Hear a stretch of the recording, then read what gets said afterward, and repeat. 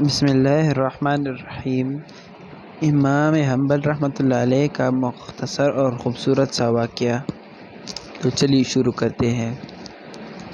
امام حنبل رحمۃ اللہ علیہ فرماتے ہیں، ایک دفعہ مجھے عراق کے کسی گاؤں میں رات ہو گئی۔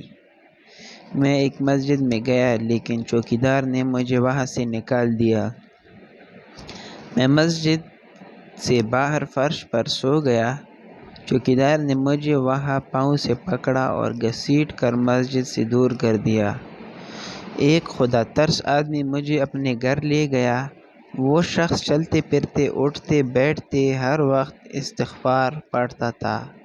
صبح ہوئی تو میں نے اس شخص سے پوچھا کہ کیا آپ کو استغفار پڑھنے کا کوئی فائدہ بھی ہوا؟